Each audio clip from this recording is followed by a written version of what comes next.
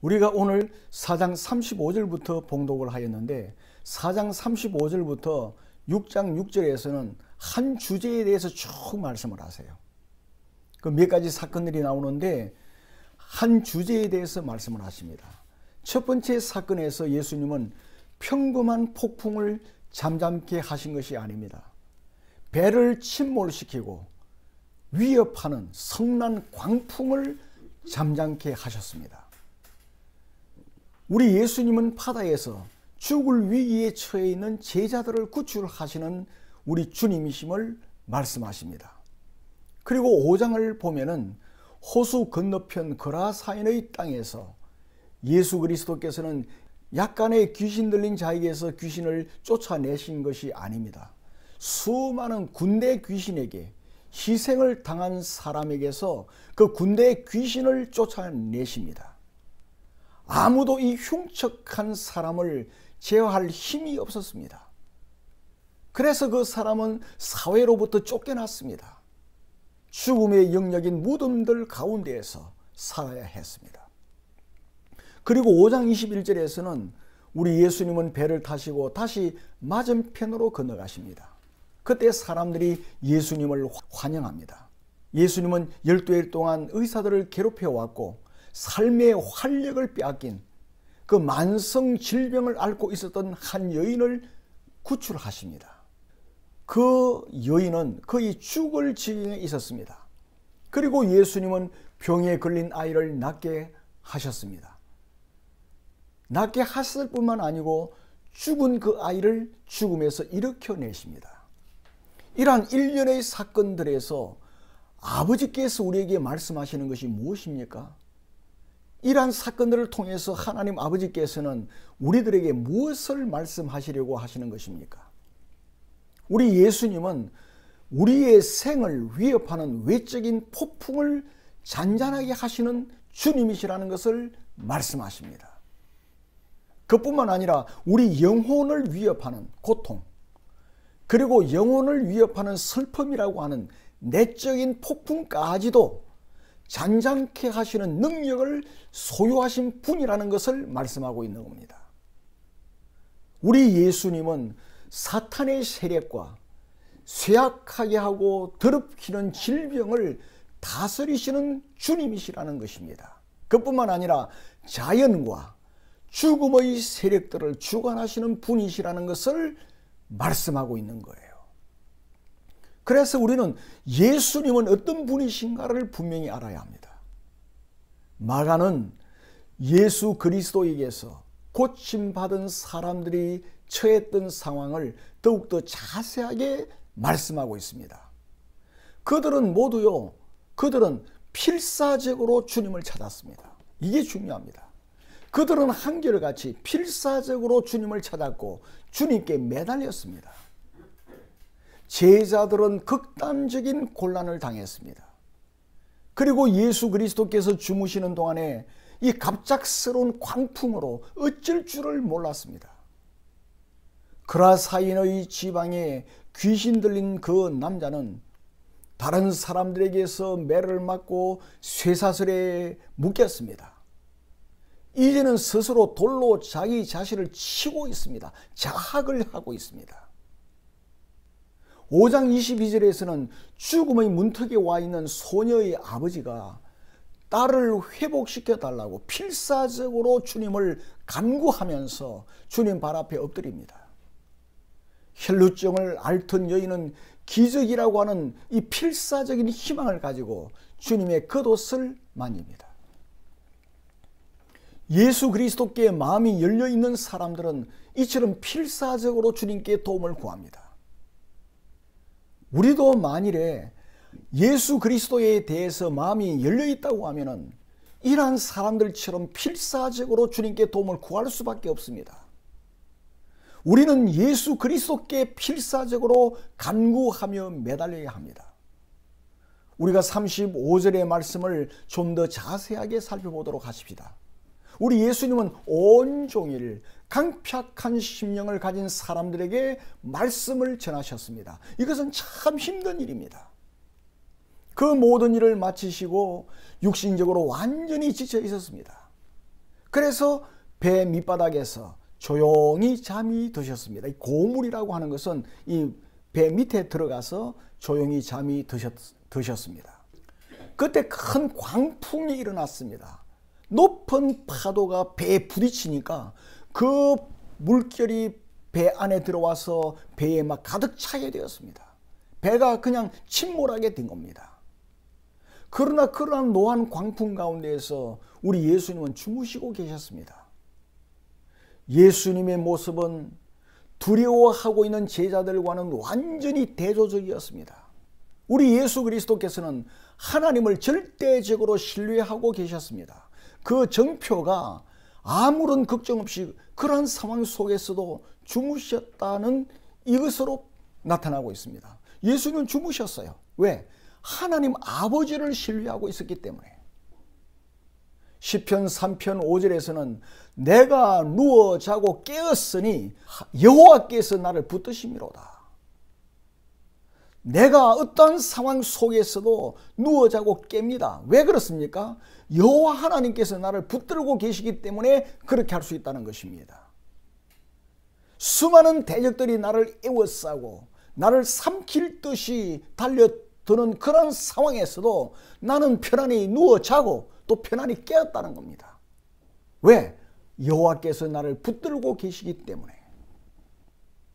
그와 같이 우리 예수 그리스도께서도 절대적인 하나님 아버지의 그 주권 하에서 안전하게 주무셨습니다. 예수 그리스도가 바로 하나님이심을 나타내고 있는 거예요.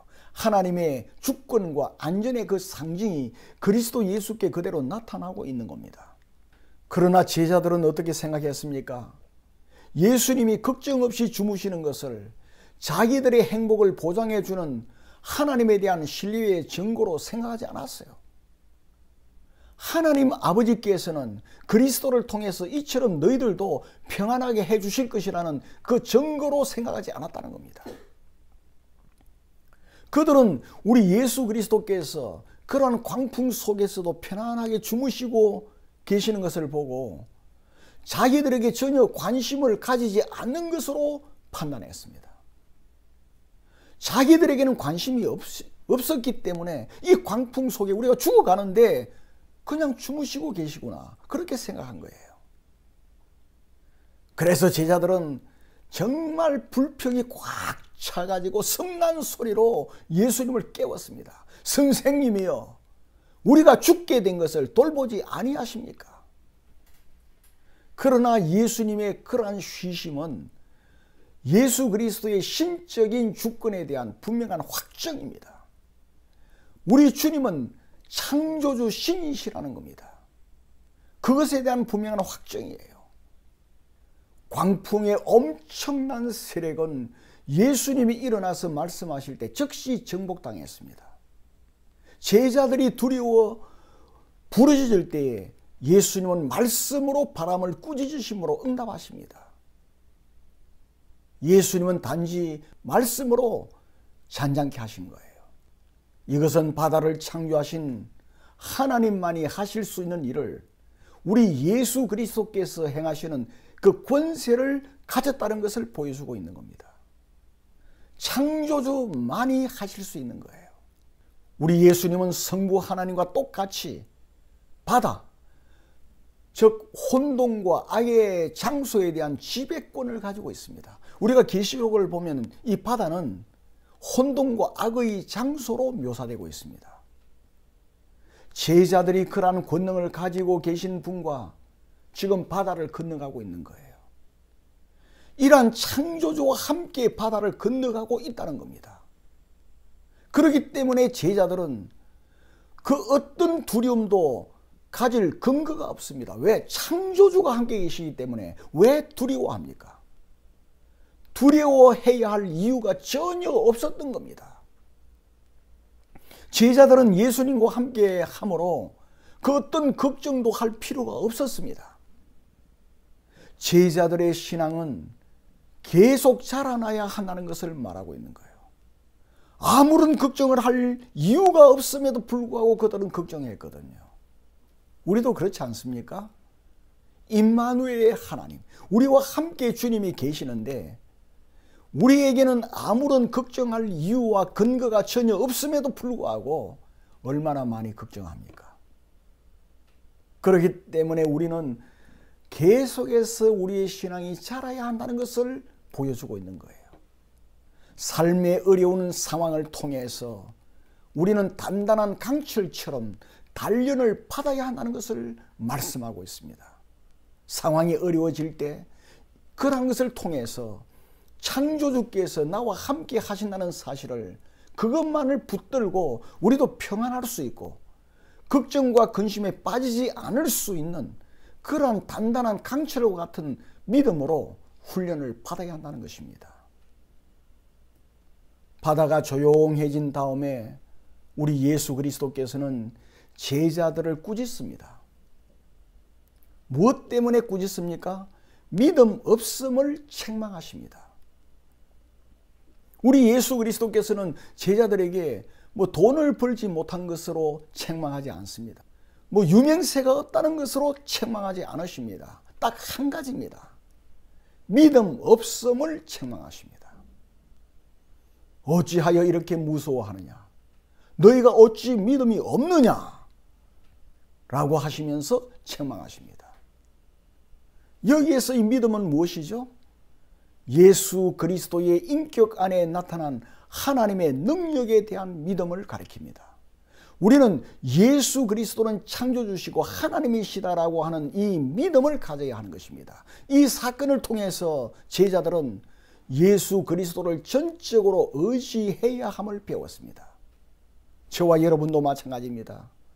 우리에게 어려움이 닥칠 때가 있습니다. 앞이 캄캄할 때가 있습니다. 그러한 사건들을 통해서 우리가 배워야 할 게 있다는 것입니다. 뭘 배워야 합니까?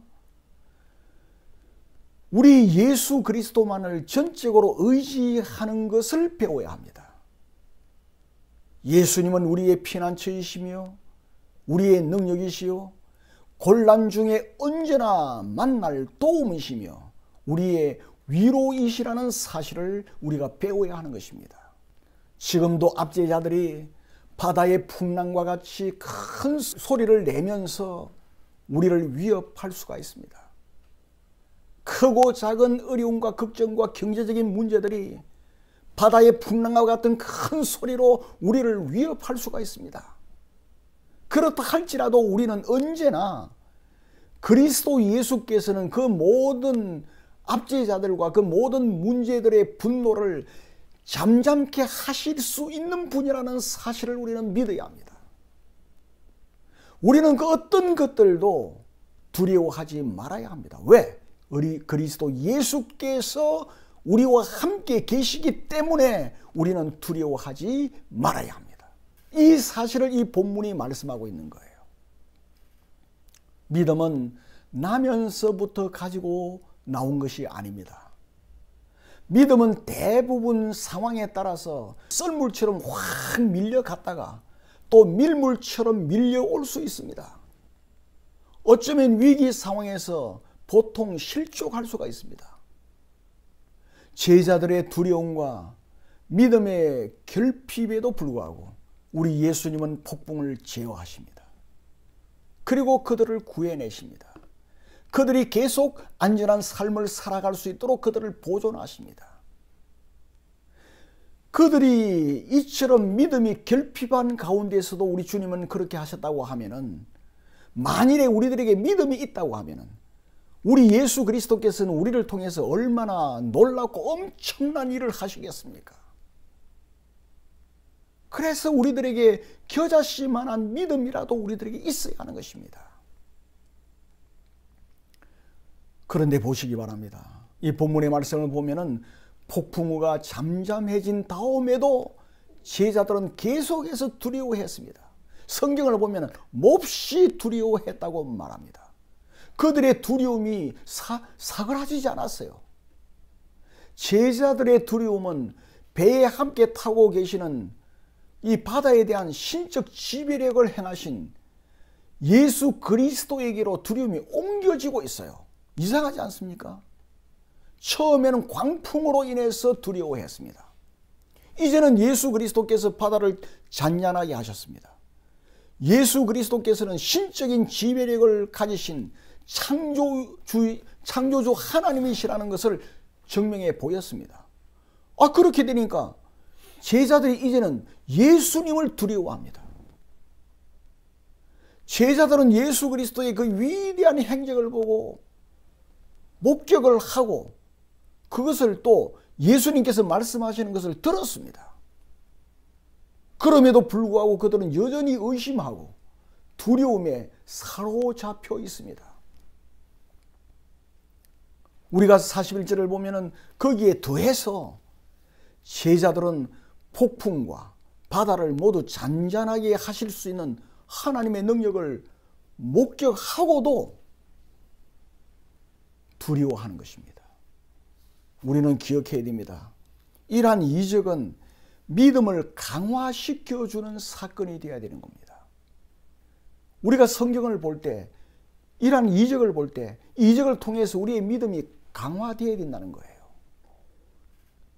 믿음을 가진 신앙인의 눈에는 예수님의 모든 능력이 보입니다. 예수님은 능력의 하나님이시다. 우리 예수 그리스도께서는 홍해 바다를 갈라서 육지처럼 건너게 하신 분이시다. 그 모든 능력이 보여야 되는 거예요.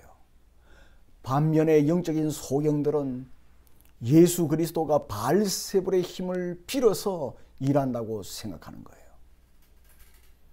그래서 영적인 소경들은 과학적으로 이것이 맞니 어쩌니 그것을 따지고 앉아 있는 겁니다.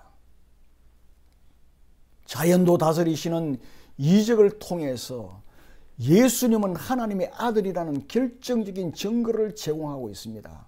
우리는 예수 그리스도는 하나님이라는 사실을 분명히 믿고 살아가야 하는 것입니다. 그러한 저와 여러분이 되기를 바랍니다. 이적을 볼 때 이것이 뭐 과학적으로 맞니 어쩌니 그것은 소경들만 하는 일이에요. 하나님의 능력이 예수를 통하여 역사한다는 사실을 우리는 믿어야 합니다. 부커너라고 하는 신학자는 이적으로부터 하나님에 대한 믿음이 나오는 것이 아니라 하나님에 대한 믿음으로부터 이적이 나온다고 말했습니다. 참 중요한 말을 했죠. 이적을 자꾸 봄으로 하나님에 대한 믿음이 나오기도 합니다만은 그것보다는 우리가 하나님에 대한 철저한 믿음을 가지고 있을 때 이적이 나오는 거예요. 우리가 예수 그리스도에 대한 철저한 믿음을 가지고 살아가면은 우리의 삶 가운데에 이적이 일어난다는 것입니다. 이러한 이적을 체험하는 저와 여러분이 되기를 바랍니다. 제자들을 바다에서 구출하신 이 이적은 예수님이 누구인지를 보여주는 겁니다. 이것이 이 본문의 핵심입니다. 이 이적은 삶의 위협을 받는 사람들에게 예수 그리스도께서 무엇을 하시는지를 드러내주고 있는 사건이에요. 이 이적을 통해서 우리가 살아갈 때도 풍랑일 수가 있습니다. 그럴 때 우리 주님은 풍랑을 맞이한 저와 여러분들에게 무엇을 하시는지를 보여주시는 거예요. 예수님은 혼돈의 세력을 지배하는 권세를 가지셨습니다. 그 어떤 폭풍이 우리의 삶 가운데 일어난다 할지라도 우리 예수님은 우리를 구출하실 수 있습니다. 그 어떠한 것도 겁낼 필요가 없는 것이죠. 위험에 눌린 제자들이 뭐라고 말합니까? 그가 누구이기에 바람과 바다도 순종하는고 이렇게 질문을 합니다. 바람과 바다가 복종한 이 사건은 예수 그리스도가 곧 하나님이시라는 것을 보여준 사건이기 때문에 주님 발 앞에 엎드려서 주님은 하나님이십니다. 이렇게 고백하면서 찬송하고 감사해야 되지 않습니까? 그런데 제자들은 그렇게 하지 않더라는 거예요. 예수 그리스도께서는 대항하는 어둠의 세력을 정복하시는 하나님의 능력을 갖고 계심을 믿으시기를 바랍니다. 어둠의 세력을 정복하시는 하나님이십니다. 우리 예수님은 자기의 백성을 구원하시는 분이십니다. 그렇기 때문에 그리스도 예수의 손안에 있는 사람은 어떤 경우에도 안전한 것입니다. 여러분, 지금 그리스도 예수의 손안에 여러분이 있습니다. 저가 있습니다. 우리가 주님의 품 안에 있습니다. 그렇기 때문에 어떤 상황 속에서도 우리는 안전한 것입니다. 이 사실을 이 본문은 우리들에게 가르쳐 주는 것입니다. 우리를 멸망시키려고 애쓰는 혼돈의 세계에 둘러싸여 있는 것처럼 보입니다. 사실 그렇습니다. 우리는 타락한 세계 속에 살고 있습니다. 온갖 타락한 사상이 모든 매스컴을 통해서 우리의 귓전을 울리고 있고 우리의 자녀들을 교육시키고 있습니다. 그러한 상황 가운데 우리의 신앙이 참으로 약합니다. 수많은 사람들은 누구를 의지해야 하고 무엇을 의지해야 하는지를 알지를 못합니다. 교회에 다니는 사람들도 50보 100보입니다. 폭풍을 잠잠케 하시는 예수 그리스도의 능력은 이러한 인간의 공경의 해결책을 제공해 주는 것입니다. 우리가 이 타락한 세계에 살고 있는 우리들에게 해결책을 우리들에게 제공해 주고 있는 거예요. 어둠의 세력이 우리를 삼키려고 하는 그 순간에도 예수 그리스도의 이름을 부르고 그분을 붙들면은 우리는 승리할 수 있는 것입니다. 계시록 1장 9절로 20절에 묘사된 그리스도의 예수의 모습, 그 모습은 예수님의 특징을 보여주는 거예요. 예수님은 처음이요 나중입니다. 처음이요 마지막, 알파요 오메가입니다. 그 호칭은 창조주 성부 하나님의 호칭입니다. 그 호칭을 예수 그리스도께서도 가지고 계십니다. 그리고 예수 그리스도의 손에는 사망과 음부의 열쇠를 쥐고 계십니다. 그분이 누구십니까? 우리의 주님이십니다. 하나님의 두려우신 능력으로 우리 예수님은 교회들 가운데 서 계십니다. 저와 여러분이 교회입니다. 그 능력으로 예수님은 졸지도 주무시지도 아니하시고 우리 가운데 서 계십니다. 우리와 함께 하십니다. 우리가 살아갈 때 가만히 여러분 자신을 한번 점검해 보세요. 우리는 모든 것이 순조롭고 조용할 때 참 믿음이 큰 것처럼 보입니다. 그리고 우리가 용기가 있는 것처럼 생각됩니다.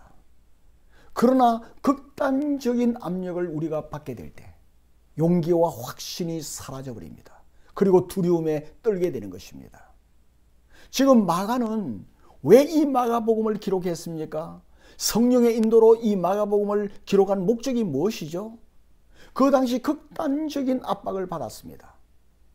노도 광풍과 같은 박해를 받았습니다. 그러한 그리스도인들에게 이 복음서를 기록한 것입니다. 자기들을 삼켜버릴 것 같은 파도 치는 혼돈으로부터 눈을 들라는 것입니다. 박해자들로부터 눈을 들라는 겁니다. 그래서 하늘의 보좌에 앉아 계신 분을 바라보라는 것입니다. 노도 광풍을 보는 게 아니고 박해자들을 보는 게 아니고 수많은 문제들을 보는 게 아니고 보좌에 앉으신 그분을 바라보라는 것입니다. 모든 폭풍 가운데서 절대적인 권력을 가지고 계신 주님을 바라보는 데 집중하도록 하기 위해서 성령 하나님을 영감을 통해서 마가복음을 기록한 것입니다. 예수님은 무적의 능력을 가지신 분이십니다. 우리 예수 그리스도께서는 이 악마의 조종을 받고 있는 세계에 대항하여 전쟁을 지휘하고 계시는 분이십니다. 예수님은 우리의 대장이 되셔서 우리 앞서 나가셔서 우리를 이끌어 가시는 분이십니다. 그러므로 우리는 대적들에 대한 두려움을 극복해야 됩니다.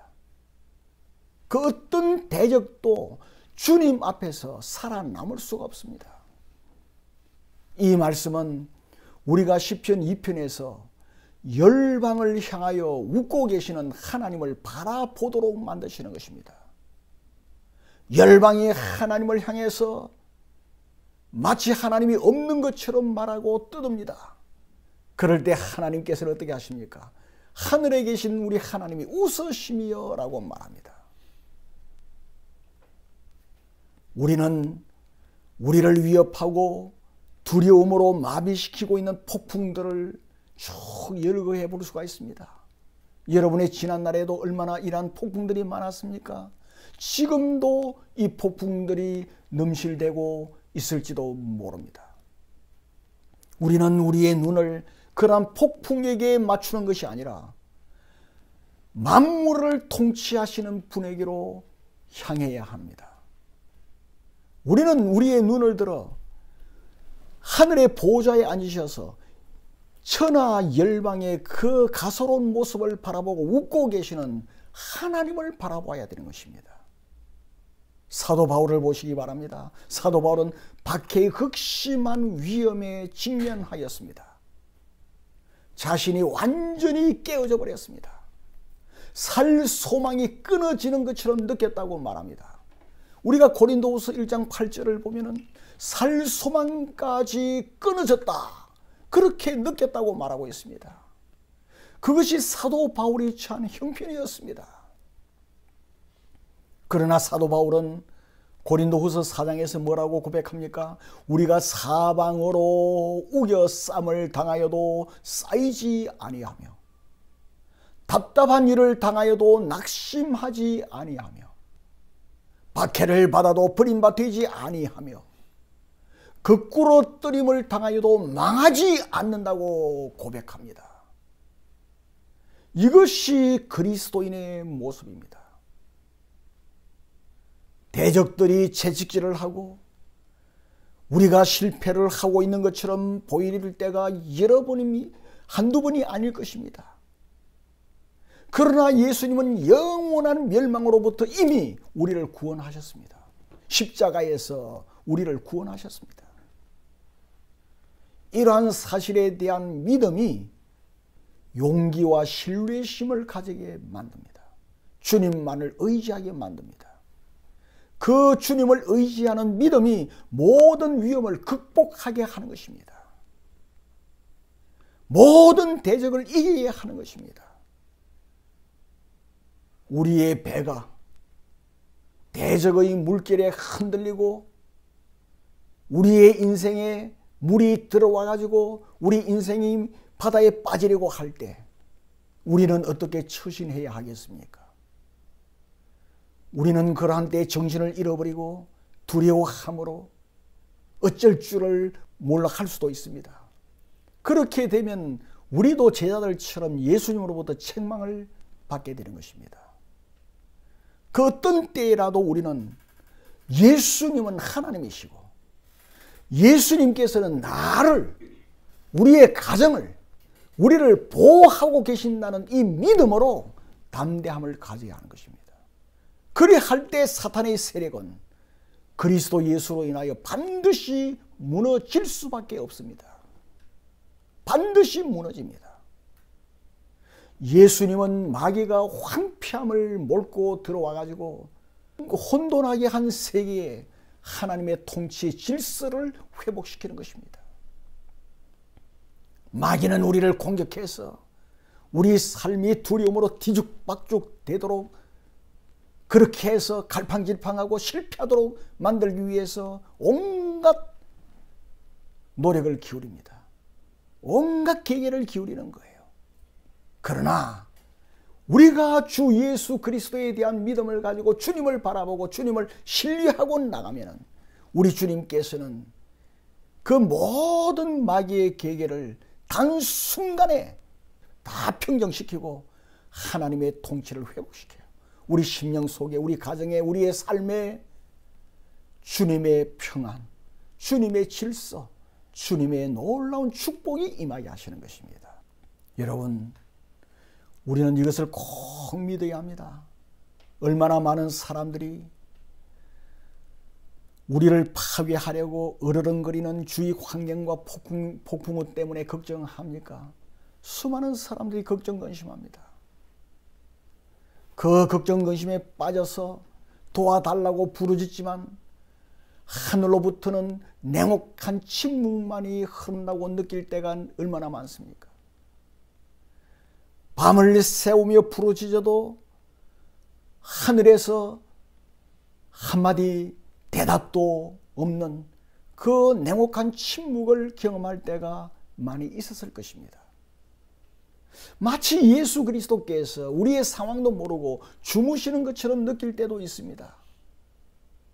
시련의 때에 주님이 함께 하시지 않으신다는 버림받은 그러한 느낌을 가질 때도 있습니다. 우리는 신랑이신 주님이 나에게서 멀리 떠나버렸다는 그러한 처량함을 느낄 때가 있습니다.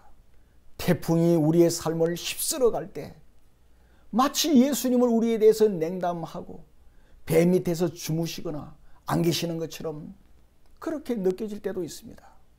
친구를 잃어버리고 때에 따라 직업과 건강도 잃어버릴 때 그리스도께서 나에게 관심을 보이고 있지 않다고 느낄 수도 있습니다.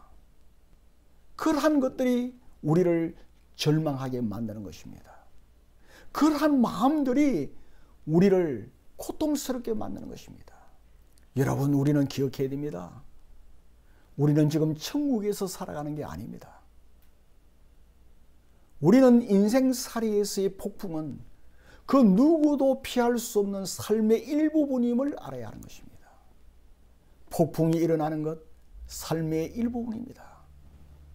한 몇 주 전에 속초에 갔습니다. 바닷가에 나가봤습니다. 쉴 새 없이 파도가 칩니다. 파도가 단 5초 동안도 몇 초 동안도 잠잠할 데가 없었습니다. 계속 파도가 치고 파도가 밀려왔습니다. 그와 같습니다. 인생살이의 폭풍은 삶의 일부분입니다. 잔잔한 바다는 없습니다. 만일에 바다가 잔잔하다면 바다가 아닙니다. 모든 선원들은 갑작스러운 일이 일어날 것을 예상을 하는 법을 배워야 됩니다. 혼돈이 우리의 삶을 공격하고 아주 갑작스럽게 파도가 일어날 수도 있는 일입니다. 모든 일이 잘 되어가다가 갑자기 폭풍우가 몰아치고 바람이 넘실댈 수도 있는 것입니다. 어부들이었던 제자들조차 평생을 그 갈릴리 호수에서 생선을 잡고 살았던 사람들입니다. 그들임에도 불구하고 갑작스러운 돌풍이 휘몰아쳐 들어왔을 때 그들은 갈팡질팡했습니다. 어쩔 줄을 몰라 했습니다. 그것이 인간입니다. 전문가는 없습니다. 아무리 전문가라 할지라도 돌풍이 몰아칠 때는 당황하는 것입니다. 두려워하는 법입니다. 여러분들이 잘 아는 C.S. 루이스라는 분이 있습니다. 그 루이스는 고난에 대해서 다른 사람들에게 강의를 많이 했습니다. 하지만 실제로 자기 자신이 고난을 당했을 때 정말 참기가 쉽지 않더라는 고백을 했습니다. 오늘 우리에게 주신 말씀은 우리를 폭풍으로부터 구출하는 법을 가르치시는 것이 아닙니다. 오늘 이 본문은 폭풍을 통해서 우리를 구출하시는 예수 그리스도를 의지하는 법을 배우게 하시는 것입니다. 예수 그리스도를 의지하는 법을 꼭 배우시기를 바랍니다. 우리가 믿는 이 기독교는 세상의 불확실성과 불안정으로부터 도피하는 피난처가 아닙니다. 수많은 사람들은 너무 마음이 약해서 배 안으로 들어가지도 못하고 그냥 밖에서 왔다 갔다 하는 사람도 있을 수가 있습니다. 또 어떤 사람들은 배가 출항하지도 않고 해변의 안전지대에 그대로 피해 있기를 바라는 사람들도 있습니다. 하지만 여러분 기억해야 됩니다. 배 안으로 들어가지 않는다 할지라도 항해를 하지 아니하고 출항을 하지 아니하고 해변 안전지대에 피해 있다 할지라도 광풍으로 파도치는 듯한 악한 영들을 피할 수는 없습니다. 이 세상 어디에 있든지 악한 영들을 우리는 만나게 되는 것입니다. 이 세상 인생에서 안전한 곳은 없습니다. 오직 예수 그리스도와 함께 있을 때만 우리는 안전을 누릴 수가 있는 것입니다. 우리가 어디에 있든지 예수님과 함께 있으면 안전을 누릴 수가 있는 것입니다. 예수에게서만이 이 세상에 알지 못하고 이 세상이 줄 수 없는 평온함을 예수 안에서 누릴 수 있는 것입니다.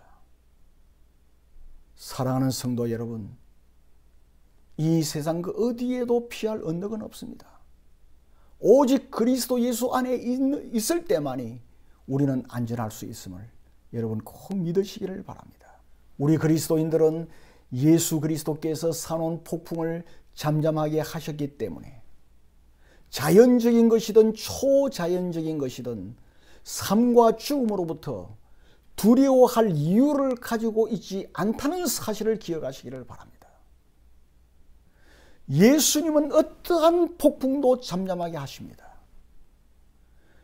어떠한 경우에도 삶과 죽음으로부터 우리를 보호하십니다. 그렇기 때문에 그리스도인들은 두려워할 이유를 가지고 있지 않습니다.